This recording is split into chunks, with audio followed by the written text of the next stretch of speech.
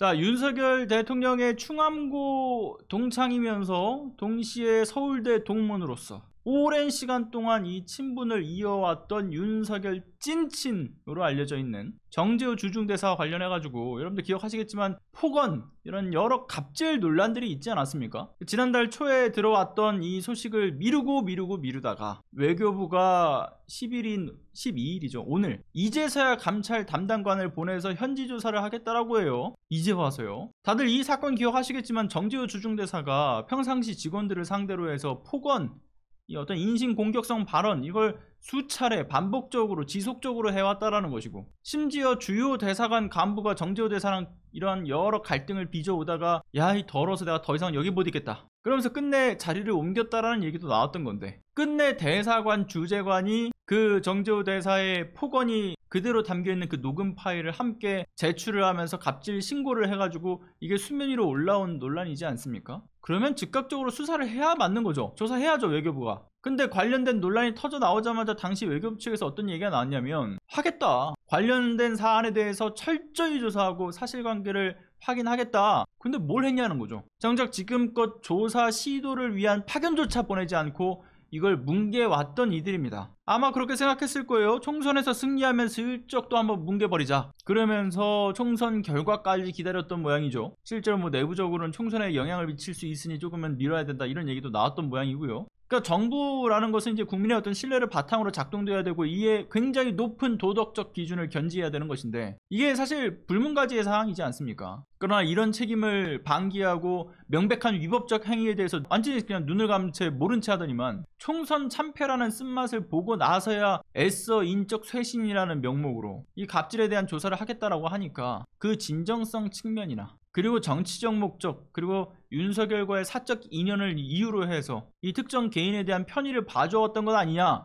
라는 문제는 더 선명해지는 거죠. 이거 얼마나 괘씸한 일입니까? 무엇보다 외교부가 이처럼 민감하고 중대한 사실에 대해서 이게 언론에 공개되기 이전 단계에서 뭘 했어요? 제대로 된 내부 감사나 조사 절차도 없이 방치를 한 것도 그 자체로도 문제죠. 왜 방치를 했을까요? 윤석열 찐친이기 때문에 방치한 거 아닙니까? 언론에 관련된 내용이 나오지 않았더라면 결국은 어떻게 됐겠어요? 애꿎은 엄한 그 신고자만, 이 대사관에서 내쳐지는 일이 발생하지 않았겠습니까? 불이익은 온전히 신고자한테만 갔겠죠. 무엇보다 총선 이전의 시점에서 조사를 해야 될 일들을 그 이후인 오늘부터 시작한다는 점 역시도 앞서 얘기했던 것처럼 이게 사실상 선거 개입에 해당하는 사안이기 때문에 이게 정치적 중립성을 해치는 행위고요. 아무튼 이번 현지 파견 조사로 인해서 정재우 대사의 거취가 과연 어떻게 될지 예상을 해보면, 전 아마 직접적인 사의 표명을 할 가능성도 충분히 있다고 봐요. 런종섭, 도주대사였던 런종섭과 비슷한 방식으로 사의를 표명하면서 나중에 다시금 고개를 내밀 시점을 생각하겠죠. 사임할 경우에 관련된 의혹에 대해서 인정하는 꼴이 될 수 있으니까 안 하지 않겠냐, 이런 얘기도 나오는 것 같은데, 아니 뭐 계속 남아있는 것 자체만으로 윤석열에게 있어서도 큰 부담이 되는 점도 있고, 또 하나는 그 다음에 자신이 또다시 고위 관료로 올라설 수 있는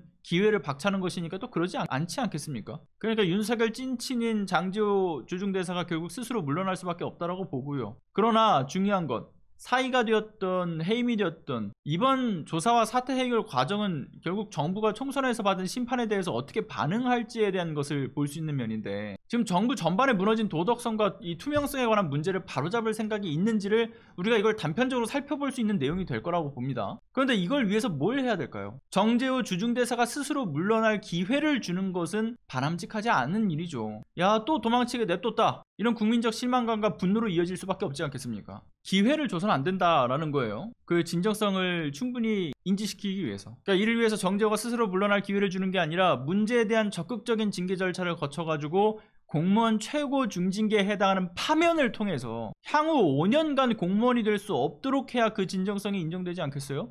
파면하면 5년간 공무원 안 되니까요. 그리고 정재우 대사만이 아니라 정부의 인적 쇄신이 얼마나 깊이 있고 진정성을 갖게 될 것인가, 이걸 시험하는 잣대가 되는 거는 주요국 대사에 대한 교체까지 이어지는 것이 저는 필요하다고 봐요. 이 무능무지한 대통령에 의중했다는 외교 정책으로 열심히 말아먹었던 이 외교 관계들, 국민의 심판을 받은 정부가 이제는 국민의 의중에 따른 민주적 절차에 따라서 이 어떤 외교정책의 향방을 결정하는 이 외교정책 전환의 신호를 보여야 되니까, 이에 따라서 주변 강대국 대사에 대한 교체, 이에 따른 외교라인의 변화도 당연한 수순으로 밟아야겠죠. 그런데 그렇게 할까요? 글쎄요. 그래서 전 결국 그렇게 생각합니다. 이번에 뭐 인적 쇄신 어쩌고저쩌고 이야기하는데 어줍잖은 인적 쇄신이 될 거라고 생각하고요. 어줍잖은 인적 쇄신 보여주기식 물갈이는 씨알도 안 먹힌다. 윤석열 대통령이 이를 인지하길 바라는데 인지할 리 만무하다. 그렇게 생각도 드네요.